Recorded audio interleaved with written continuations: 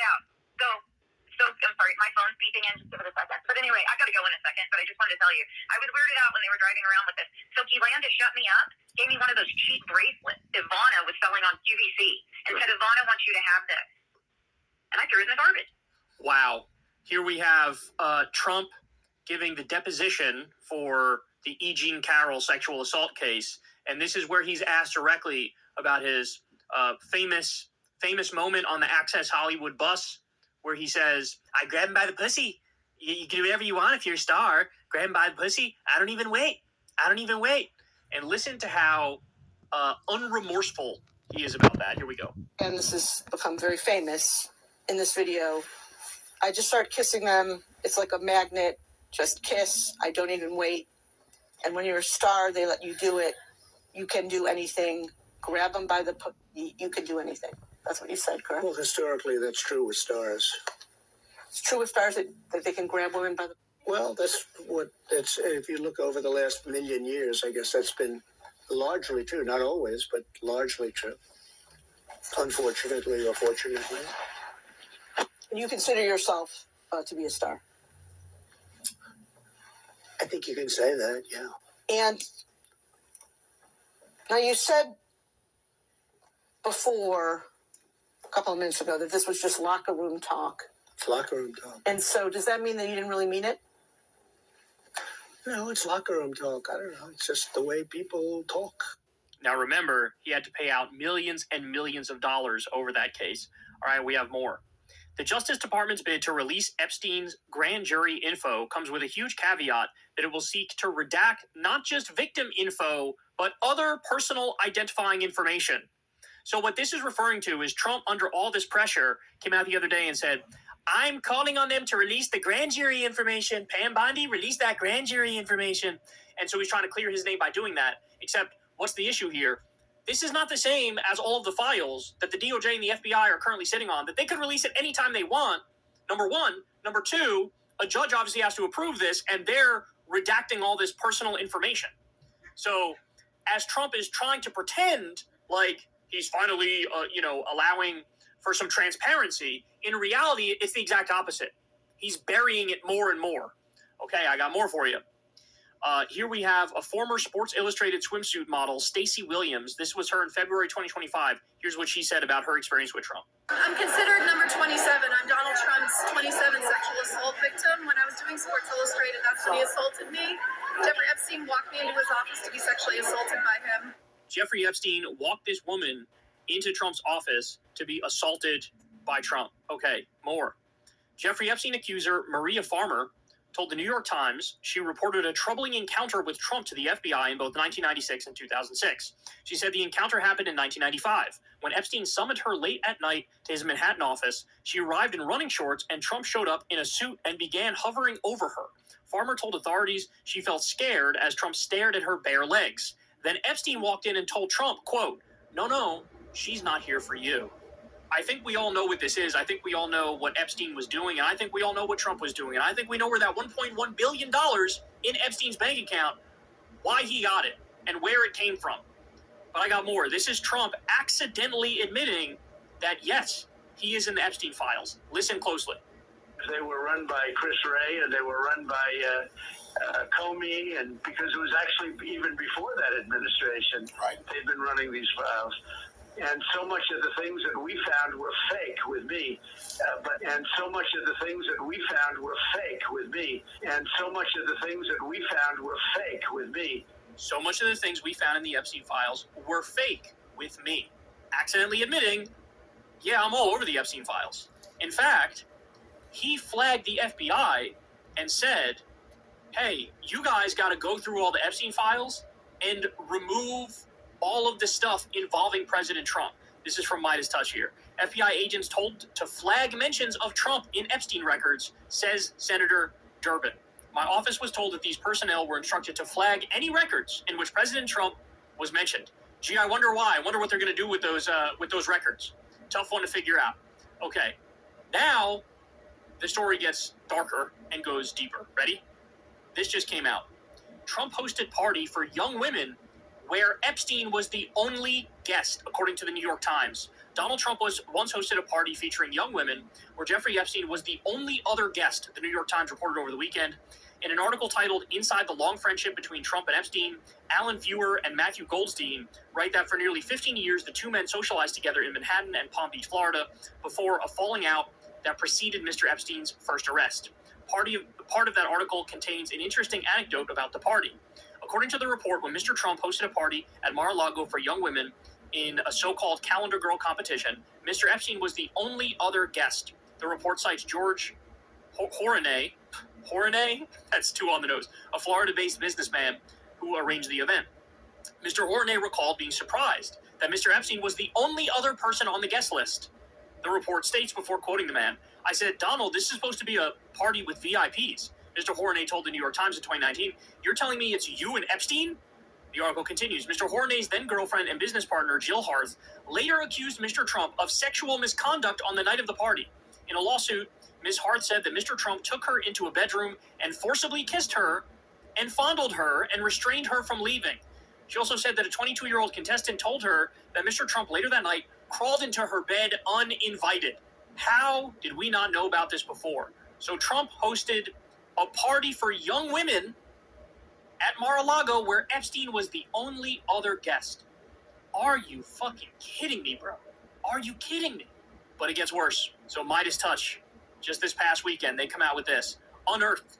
Donald Trump judges the 1991 Look of the Year modeling competition organized by Elite Model Management. More on that in a little bit. Remember, Elite Model Management. Featuring participants as young as 14 years old. A 2020 Guardian investigation into Elite's Look of the Year competition uncovered allegations from former contestants and industry insiders that the competition was used by founder John Casablancas and others to engage in sexual relationships with vulnerable young models, some of whom were teenagers. So here's Trump, 1991, at this modeling agency event, staring at scantily clad 14-year-olds. Watch this. Here we go. The 58 contestants participated in an exhaustive round of personal interviews designed to help our judges discover what makes each one special. You're fighting that meeting? Serious, huh? Okay. Thank you very much. The concentration was intense inside the judging room. I don't like you as you are. And out. I'm just so excited. Each girl was considered not only for her beauty and poise, but also for her personality and that indefinable something extra that makes a top model. Okay, you want to pull your hair back 1 second? Okay. All right. Thank you very much, Ingrid. Good luck with tonight. Thank you. When it came time to choose the 21 finalists, emotions ran high as each judge expressed his or her opinion. So that is incredibly disturbing. But guys, remember I told you, remember the name of these modeling agencies that we're talking about here, because guess what? Trump Model Management. So he had his own modeling agency, Trump did. Trump Model Management was a front for international sex trafficking. Epstein got some of his victims through Donald, and they shared some too. Everyone knew. Articles were written about it in mainstream publications, and Trump shut down a Senate investigation during his first term. So here we go, a Forbes article. Trump involved in human trafficking, mafia matters, probable money laundering. That was one article, that's in Forbes. The Daily Kos has an article here as well. We all knew about the sex trafficking, the untold story of Trump Model Management. More. Senator calls for Homeland Security to investigate Trump's model agency. I am extremely concerned by the claims levied against Trump Model Management. Justice for Jane Doe's, Trump sex trafficking, and the writers who stopped writing about it. Holy shit. So I'll recommend for you guys right now, there's a Daily Kos article, which came out in 2016. Quote, we all knew about the trafficking, the untold story of Trump Model Management. Go read that, and your mind will be absolutely blown. We're talking about a situation here where, first of all, I mean, just stop and think about it. Imagine having a 30-something, 40-something-year-old guy, right? Imagine I went to Crystal, and I said, hey, Crystal, I got a new business venture that I'm going to do. I'm going to be the head of a teenage modeling agency where I evaluate the talent. Right off the bat, that's not one red flag. That's strike one, you're out. That's red flag on top of red flag within red flag. because you know there's some sketchy shit going on. You got a 40-something-year-old dude, maybe even 50. I don't even know how old Trump was at the time, right? And you're looking at scantily clad 14-year-olds. And by the way, a lot of these women come from these, like, you know, very poor Eastern Bloc countries, and they come over here. They have no safety net, no protection from other family members, and they get absolutely taken advantage of by these wealthy businessmen. But this is what absolutely deserves an investigation. And this is why Trump is panicking about the Epstein files, because him and Epstein not only were buddies, Trump is not only on the Epstein list, they were business partners in human trafficking.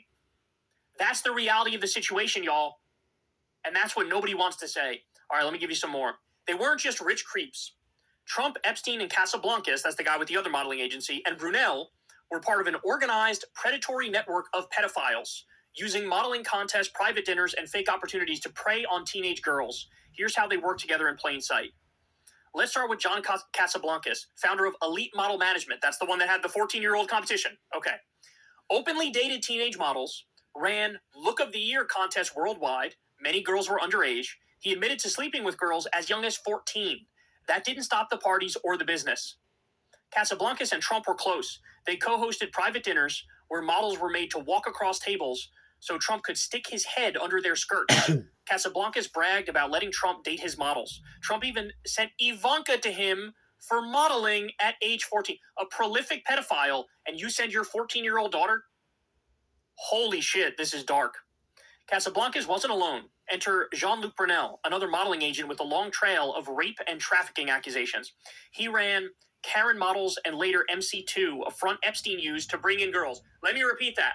Here we have another member of this plot. Had his own modeling agency. Rape allegations, trafficking allegations. Ran these companies, which was a front used that Epstein used to bring in girls.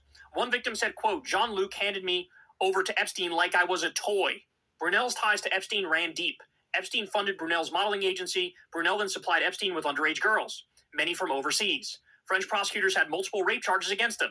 He died mysteriously in prison of suicide, they say. This is where it gets even deeper. Because as you know, there's a tremendous amount of evidence that Epstein was Mossad, which is Israeli CIA. So this isn't just an elite pedophile ring. It's an elite pedophile blackmail ring to get dirt on powerful people that can be used for political purposes, right? And so Epstein was involved in that. This other guy was likely involved in that too, because it's all part of the same network, right? And so this guy wound up dead by suicide, just like Epstein.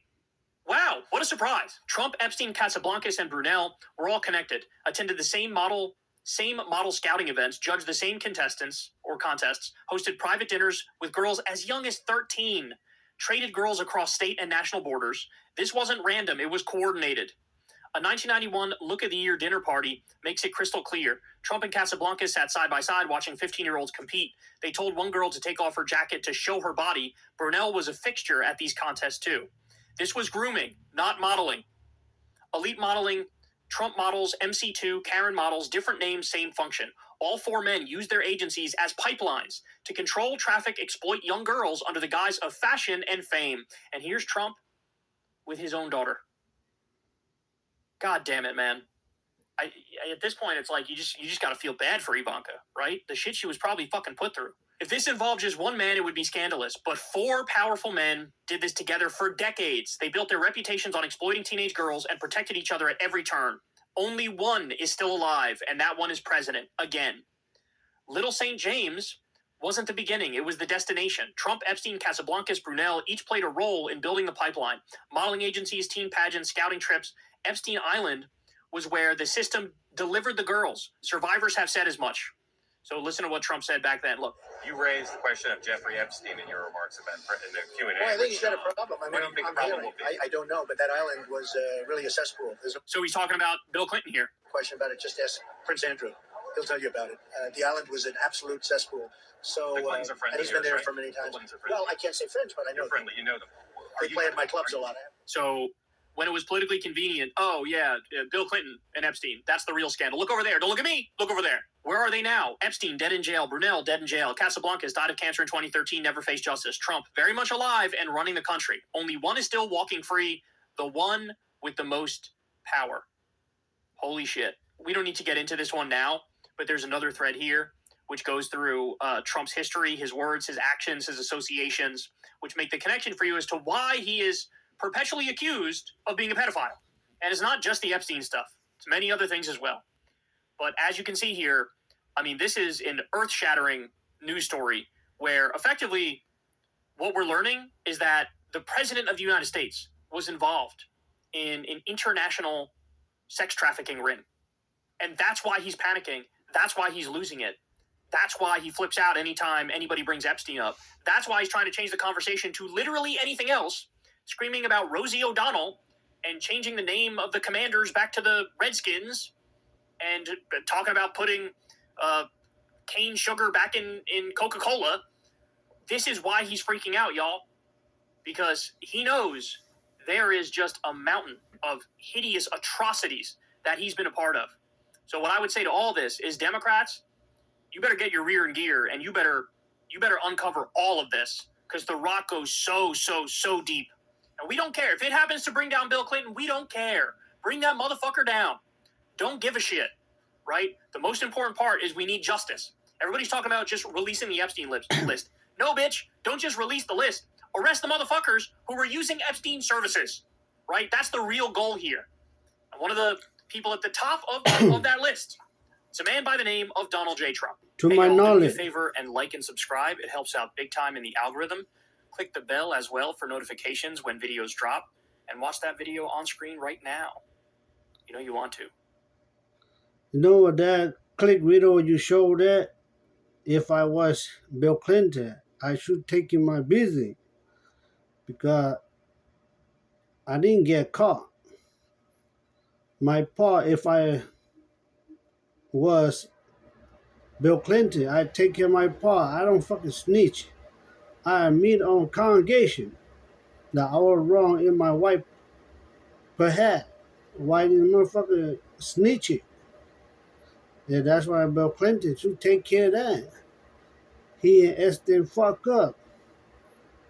So why he let somebody fucking talk shit about Bill Clinton? It's like, Bill Clinton, you should have taken care of that fool snitching on you.